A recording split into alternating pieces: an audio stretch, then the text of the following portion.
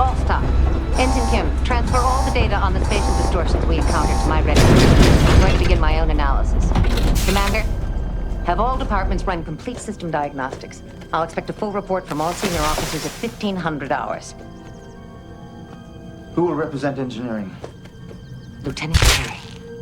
You should invite B'Elanna Torres as well. Unless you remove her from consideration. Fine. We're 15 kilometers from the rupture.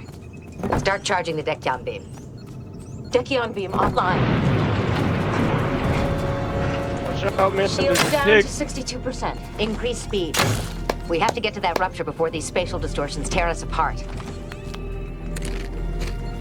Alright, let's see what you guys. All right. Let's open this hole in the ice a little wider. Initiate the Dekion beam.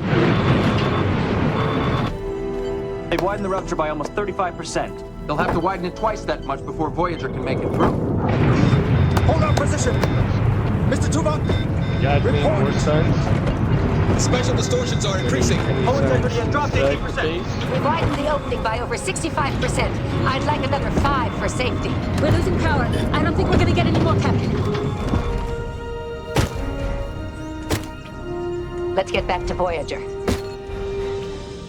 The shuttle is returning, Commander. It appears as though they've been damaged. Signs. Their comm systems Oh, down. you're giving me I am unable to raise them. signs. The rupture's now 120 meters in diameter. That leaves us Shit. less than Hey, 2 meters hey, clearance I on live either I side. live up over here. If need it. Mr. Paris? Well, this is a problem. One of them is a temporal reflection. But which one?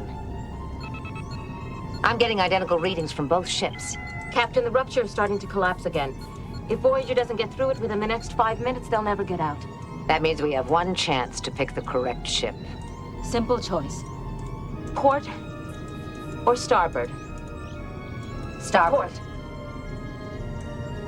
The port ship is more likely to be the real one. It's closer to the rupture. That means they're holding position as close as they can to the rupture, waiting for us to dock before they head out. No. It may be closer to the rupture, but it's facing the wrong direction. The starboard ship is facing away from us. That means they're trying to give us easy access to the shuttle bay. There has to be some way to tell them apart besides which direction they're facing. The starboard ship's thrusters are at standby. They're holding position.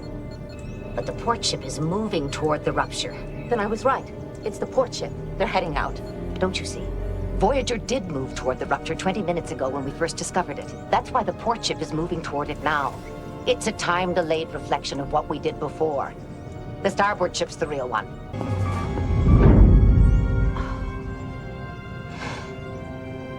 Feels like a real ship to me. Let's get back to the bridge. Commander Chakotay, report. We're almost to the rupture. Mr. Paris is about to impress us with his piloting skills. The rupture's collapsing. It's down to 110 meters wide. That's too narrow. We're not gonna make it. In command school, they taught us to always remember that maneuvering a starship is a very delicate process. But over the years, I've learned that sometimes you just have to punch your way through. Mr. Paris, full impulse power.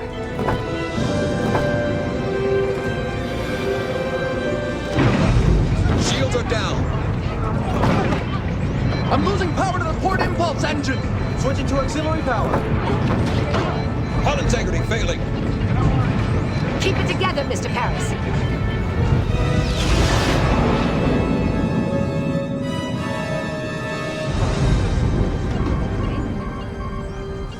You've cleared the event horizon, Captain.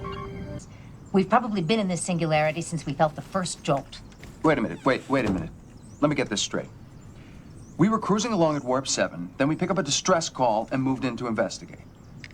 But now, you're saying that the other ship is actually just a reflection of us, and that the distress call is actually just the captain's opening hail. But we picked up the distress call before she sent the hail. How could we have been seeing a reflection of something we hadn't even done yet?